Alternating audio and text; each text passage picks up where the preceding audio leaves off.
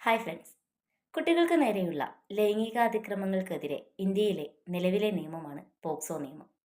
18 വയസ്സിന് താഴെയുള്ള ആൺകുട്ടികളും പെൺകുട്ടികളെയും ലൈംഗിക പീഡനത്തിൽ നിന്നും അല്ലെങ്കിൽ ലൈംഗിക അതിക്രമങ്ങളിൽ നിന്നും സംരക്ഷിക്കുക എന്നതാണ് ഈ നിയമത്തിൻ്റെ പ്രധാന ലക്ഷ്യം. ലൈംഗിക പീഡനം മാത്രമല്ല, കുട്ടികളെ അപമാനിക്കുന്ന എല്ലാ പ്രവൃത്തികളെയും ലൈംഗിക കുറ്റമായി കാണുന്നു എന്നതാണ് ഈ നിയമത്തിൻ്റെ പ്രത്യേകത. ലൈംഗിക ആക്രമണം, ലൈംഗിക പീഡനം, അശ്ലീലത തുടങ്ങിയ കുറ്റകൃത്യങ്ങളിൽ നിന്നും കുട്ടികളെ സംരക്ഷിക്കുന്നതിനും അതിൻ്റെ വിചാരണയ്ക്ക് വേണ്ടി പ്രത്യേക സ്പെഷ്യൽ കോടതികൾ സ്ഥാപിക്കുന്നതിനും അതുമായി ബന്ധപ്പെട്ട മറ്റെല്ലാ കാര്യങ്ങൾക്കും വേണ്ടി 2012 പോക്സോ നിയമം നിലവിൽ വരുന്നത്.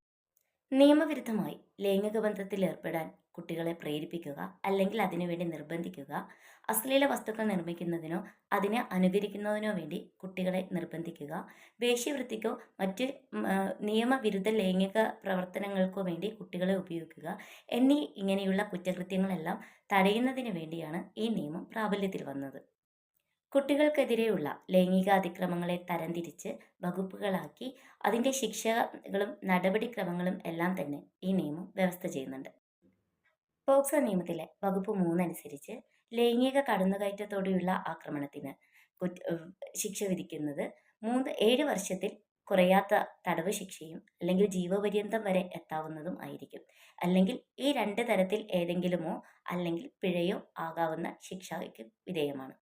വകുപ്പ് 5 അനുസരിച്ച് ഗൗരവകരമായ ലൈംഗിക കടന്നുകയറ്റത്തിലൂടെയുള്ള ആക്രമണത്തിന് 10 വർഷത്തിൽ കുറയാത്തതും ജീവപര്യന്തം വരെ ആകാവുന്നതുമായ കഠിനമായ തടവ് ശിക്ഷയ്ക്കാണ് വിധേയമാവുക. കൂടാതെ പിഴയും ലഭിക്കും.